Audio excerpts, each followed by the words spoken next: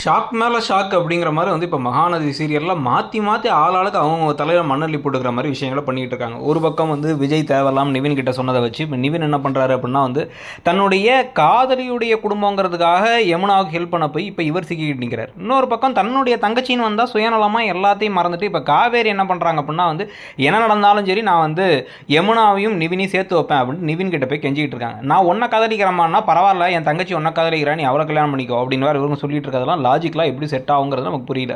இதனால ராகினி வேறு அந்த வெண்ணிலாவை கண்டுபிடிச்சு கூட்டு வரணும்னு நினச்சிட்டு இருக்க வேலையில் மண்டே கண்டிப்பாக வந்து பொன்னியம்மன் கோயிலுக்கு நீங்கள் வந்தே தீரணும் அப்படின்னு சொல்ல கடைசி நிமிஷத்தில் நிவின் மனசு மாதிரி அங்கே வந்து நிவினுக்கும் யமுனாவுக்கும் கல்யாணம் நடக்க, ஆனால் யமுனா மேலே வந்து அவருக்கு அன்பே இல்லாமல் தாலியை மட்டும் கட்டிட்டு கல்யாணத்துக்கு அப்புறம் அவர் வெறுப்பை காட்டுறதுன்னு கதை போகிறதுக்கான வாய்ப்புகளும். இன்னொரு பக்கம் ராகினியும் அஜயும் சேர்ந்து வெண்ணிலாவை இப்போ கூட்டு வர காவேரி மனத்தில் நிவின் இல்லை, ஆனால் வந்து விஜயோட வாழ்க்கையில் வெண்ணிலான்னு வந்துருமோன்னு பிரச்சனையாக இருக்குது. உங்களுக்கு என்ன தோணுது கல்யாணத்தை பற்றிங்கிறத சொல்லுங்கள்.